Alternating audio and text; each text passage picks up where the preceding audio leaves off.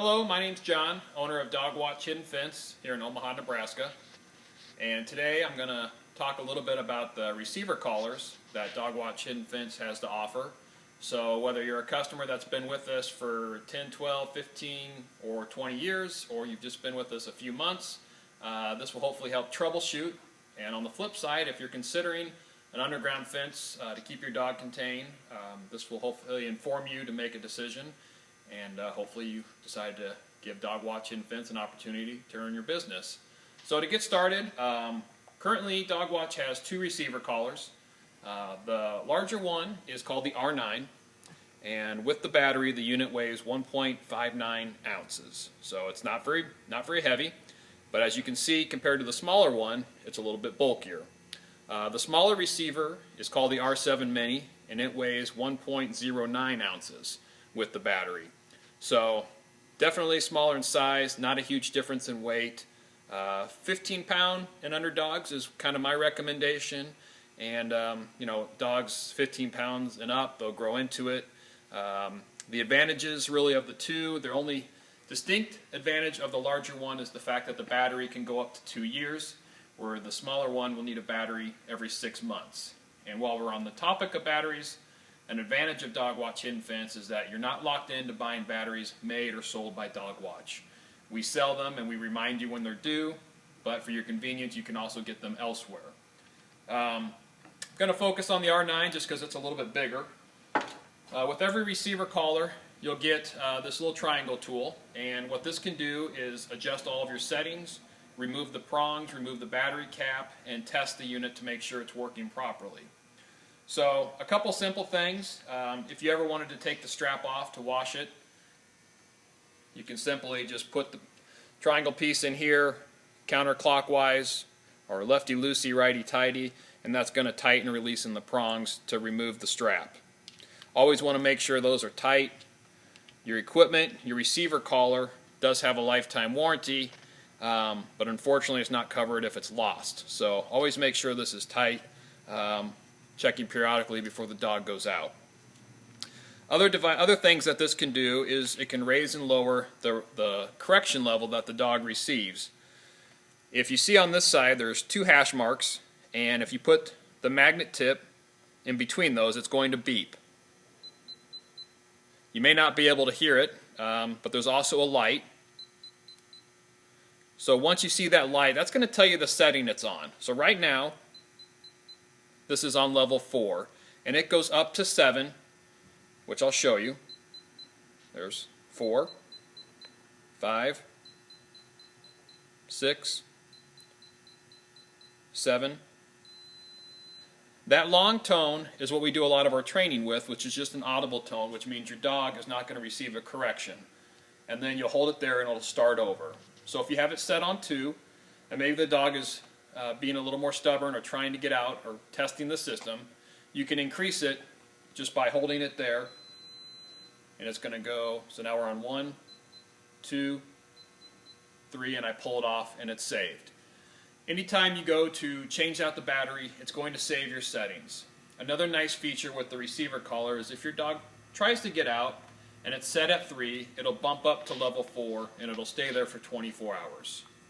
On the unit itself, you have an LED light, and there's 3 lights that you're going to see flash. Green is going to flash every 30 seconds, which is going to indicate that your battery is good. Red will flash every 10 seconds, which indicates the battery needs to be replaced.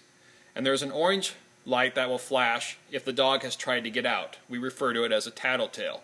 It's a great safety feature. The reason you want to pay attention to this is, say when we come out and train your dog, the dog's going to be a little bit more reluctant with us as we're new versus with you, the owner, just like your children are more comfortable around you than the first day they go off to school. So maybe we set this on level 2 or 3, come to find out that a month later the dog is a little bit more stubborn, it's a little more comfortable. You may see that orange light, maybe time to increase the strength just to make sure the dog does stay contained. If you ever wanted to test the receiver collar, there's a couple ways you can do it.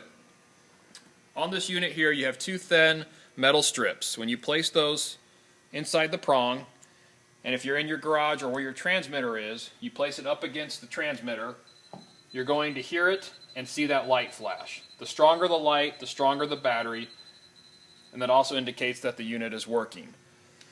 The other way to do it is to take the receiver collar out to the wire, but the key thing to remember is that you have to be down low enough so that it picks up the signal.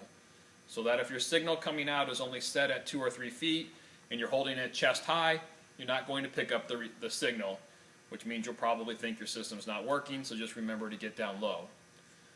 Another thing people ask about is aerating their yard. You can use this receiver collar to check your wire.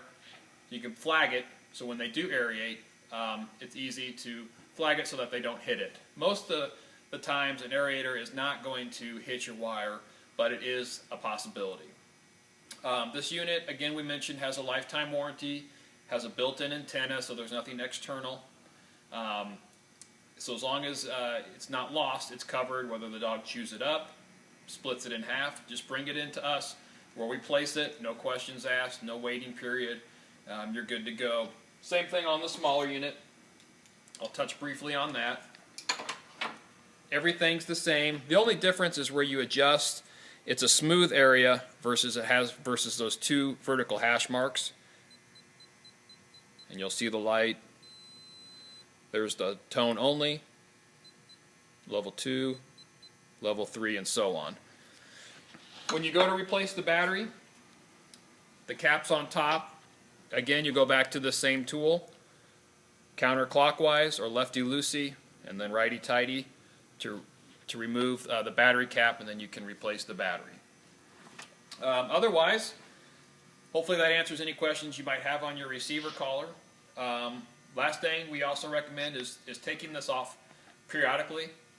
Just let that skin breathe for the dog. Some dogs can get sores, most of them don't, but you know, if this is going to be off at night, might as well go ahead and put it up somewhere high so the dog can't get to it, just to be on the safe side. But you'll want to check for irritations just to be safe that nothing happens to your dog. If you have any questions, feel free to give us a call or check us out online. Phone number is 402-392-1869. Website is www.dogwatchomaha.com. Also have our postcard here. If you're considering us, remember this postcard will give you $150 off a new install, or you can also get your choice of a free indoor unit. So hopefully this was helpful to our past and future customers, and let us know if you have any questions. Thanks a lot.